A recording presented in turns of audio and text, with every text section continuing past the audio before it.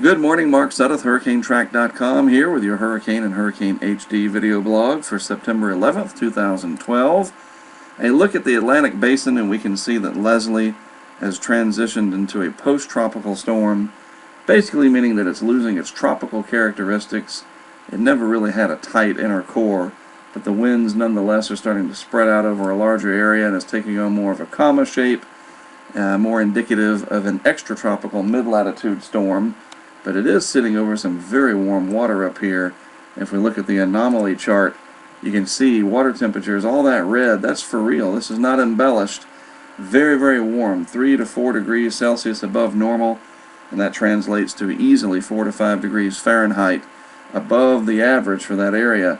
Leslie taking advantage of that as it moves up through the Atlantic Canada region, bringing hurricane force gusts to portions of Newfoundland.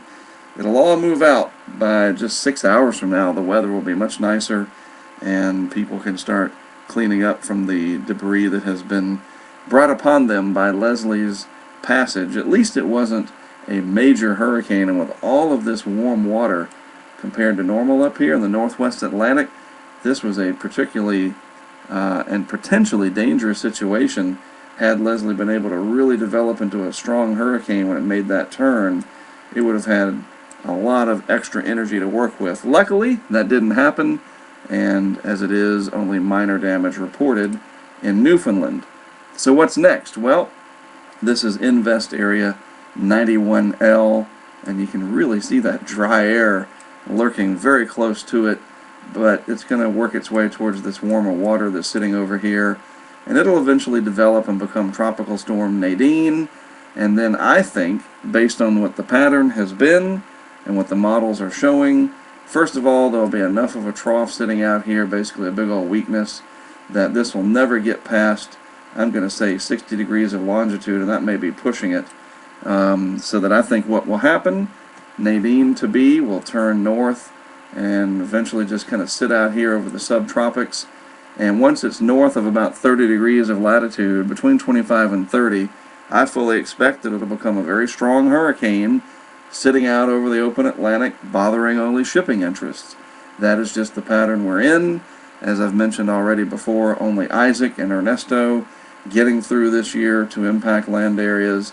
Of course, Leslie today up on Newfoundland, but other than that, the pattern these last several years since 2008 has largely favored curving storms away from the United States and other interests in the Atlantic Basin. Looking at the El Nino situation, I thought this was interesting. First, you can really see this cold signal of the PDO out here. This is relative to normal, the anomaly map for the East Pacific. So you have this Pacific decadal oscillation, which is a fancy way of saying that every now and then for about 10 years or so, the Pacific just kind of turns colder overall. And then embedded in that, you do have this El Nino event trying to come on, but it's really having a hard time. You see these cold anomalies here, here, and here, and then only very minor areas of warm anomalies or positive anomalies, and it's not really that much.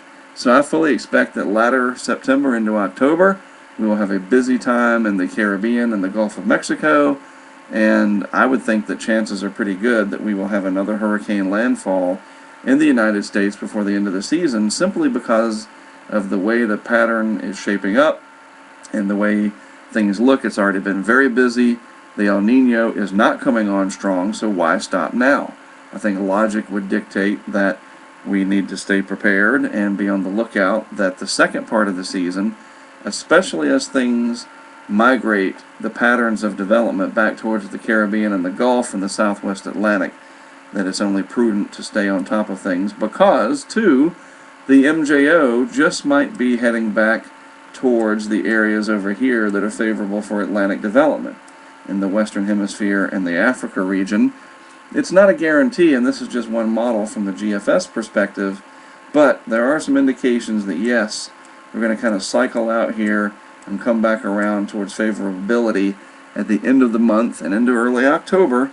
And with all those warm water temperatures relative to normal, it could be a busy end to the hurricane season. So stay tuned. Nothing out there now to worry about, and that might hold. We might get lucky, But just in case it doesn't, you want to make sure you're ready. Again, I'm Mark Sudduth for HurricaneTrack.com. That's my website. Always glad to produce these videos for Hurricane and Hurricane HD. And I'll be back again with another one tomorrow.